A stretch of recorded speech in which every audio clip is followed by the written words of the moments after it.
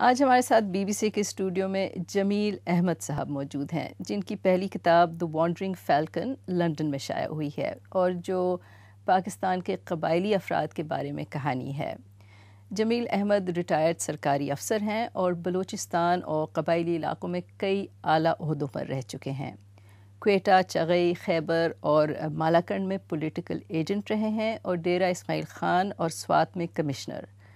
اس کے علاوہ کابل میں پاکستانی سفارت خانے میں منسٹر رہے ہیں اور قبائل کی ترقی کے ادارے ٹرائبل ڈیولپمنٹ کارپوریشن کے سربراہ بھی رہے ہیں۔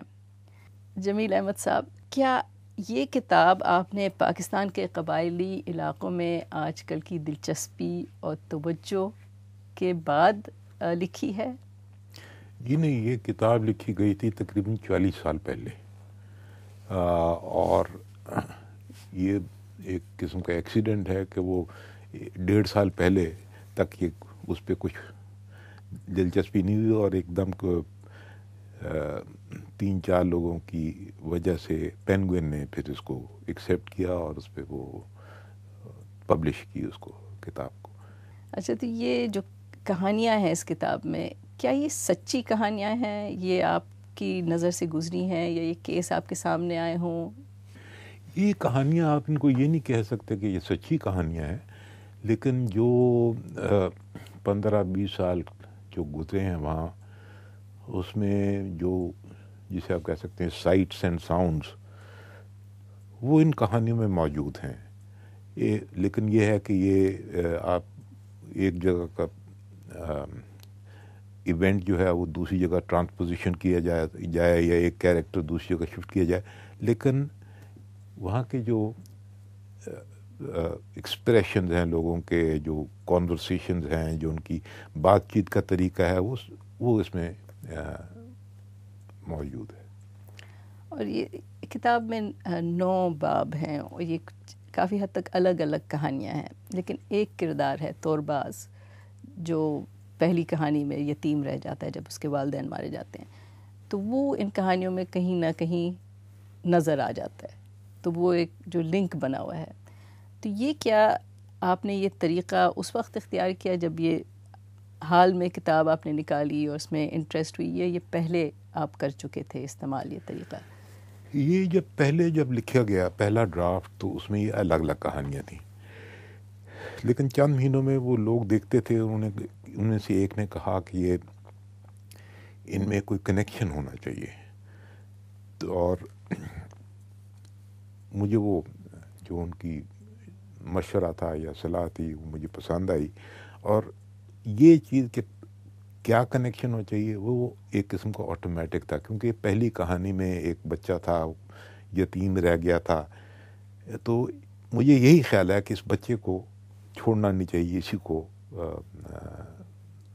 وہی کنیکٹنگ لنک ہونا چاہیے۔ تو اس میں ایک بڑی خوفناک کہانی ہے جس میں بلوچوں کا ایک قبیلہ انتظامیہ کے پاس جاتا ہے، ان کا خیال ہے کہ وہ مذاکرات کے لیے جا رہے ہیں، لیکن جب وہ پہنچتے ہیں تو انہیں بتایا جاتا ہے کہ نہیں، مذاکرات نہیں، یہ مقدمہ ہے، قصوروار آپ پائے گئے ہیں اور آپ کی سزا موت ہے۔ پھر آپ لکھتے ہیں کہ اس میں نہ کسی سرکاری افسر نے اعتراض کیا اور نہ ہی کسی اخبار والے یا صحافی نے کچھ بولا، تو کیا آپ سمجھتے ہیں اب بھی اسی طرح کی صورتحال ہے ایسے؟ امر اس میں یہ میں نہیں کہہ سکتا، کیونکہ میں یہ آپ کو ضرور بتانا چاہتا ہوں کہ کم از کم 15 سال سے میں ریٹائر ہوا ہوں، اور جو فرنٹیئر میں یا بلوچستان میں یا بہت جگہ ہو رہا ہے، وہ جتنا آپ جانتی ہیں اتنے میں جانتا ہوں، کہ اخبار پڑھتا ہوں، ٹی وی دیکھتا ہوں، اور مجھے اس وقت یہ میں کچھ وثوق سے نہیں کہہ سکتا کہ کیا ہو رہا ہے، کیا ہونا چاہیے، کیا جو اس وقت کے حالات تھے اس کے متعلق 1960 1970 یہ اس وقت کی ایکسپیرینس ہے، اس وقت کے حالات پہ آپ کہہ سکتی ہیں کہ یہ مختلف افسانے یا مختلف چیپٹر اس پہ ہیں۔ اس وقت کے حالات کا میں کچھ نہیں کہہ سکتے کیا ہے، لیکن آپ کا اتنا تجربہ ہے، آپ نے اندر سے تھوڑا سا اس نظام کو دیکھا ہوا ہے، تو آپ کیا سمجھتے ہیں قبائلی نظام کے ساتھ اب حکومت کا کیا رویہ ہونا چاہیے؟ حکومت قبائل کے ساتھ ناانصافی ہمیشہ کر رہی ہے، چاہے وہ بادشاہت ہو، چاہے وہ فیوڈل سسٹم ہو، چاہے وہ کنزیومر کیپٹلسٹ سوسائٹی ہو. اس کو میں صرف یہ کہتا ہوں، اگر اس میں سے تھوڑی بھی میری کوشش کامیاب ہوتی ہے کہ ہم سب کو اتنا بے دردی سے قبائلی نظام کو نہیں دیکھنا چاہیے جتنا ہم سب دیکھتے ہیں، کیونکہ ہمیں میرے خیال میں تمام نظام کا اگر مقابلہ کریں تو مجھے قبائلی نظام میں کم حرافات دکھائی دیتی ہیں بنسبت اور نظاموں کے. ایک بڑا سوال تو آج کل یہ ہے کہ وفاقی حکومت کا رٹ جو ہے وہ نہیں چلتا قبائلی علاقوں میں، تو اس کا کیا پھر حل کیا ہونا چاہیے؟ نہیں، لیکن سویلائزیشن کا یہ مطلب تو نہیں ہوتا نا کہ آپ رٹ چلانے کی کوشش کریں. سویلائزیشن کا مطلب یہ ہوتا ہے کہ لوگ کس نظام کو اب از خود سلیکٹ کرتے ہیں اور کس نظام کو بہتر سمجھتے ہیں. اب آپ یہ دیکھیں کہ جو آپ کہتے ہیں کہ بڑی زیادتیاں ہوتی ہیں، آپ صرف اتنا دیکھ لیں کہ جس چیز کو آپ زیادتی کہہ رہے ہیں وہ پہاڑوں میں زیادہ ہوتی ہیں یا پلینز میں زیادہ ہوتی ہیں. جو عورتوں کے ساتھ ظلم ہوتے ہیں، جو غریبوں کے ساتھ ظلم ہوتے ہیں، جو قتل ہوتے ہیں، جو آپ دیکھیں کہ کہاں زیادہ ہوتی ہیں، کہاں زیادہ ظلم ہوتے ہیں، کہاں انصاف زیادہ ملتا ہے اور کہاں انصاف زیادہ جلدی ملتا ہے. اس کو پریجوڈس کے بغیر دیکھیں، سب چیز کو کمپیئر کریں، پھر آپ کو میرا خیال ہے کہ شاید آپ اس نتیجے پہ پہنچیں گی کہ اگر کمپیریٹیو ٹرمز میں دیکھا جائے تو اس میں جو ٹیرنی ہے وہ قبائلی نظام میں کم ہے بنسبت دوسرے نظاموں کے، کیونکہ اس میں جو نظام میں چیزیں واضح زیادہ ہیں کہ صحیح اس میں لائن جو ہے جو رانگ اینڈ رائٹ بالکل صاف ڈیفائن ہوتی ہے اور کلیئرلی ڈیفائن ہوتی ہے. اس میں پھر یہ کم چانس ہوتے ہیں کہ کوئی اپنی انفلوئنس سے یا اپنے کوئی پیسوں سے یا اپنے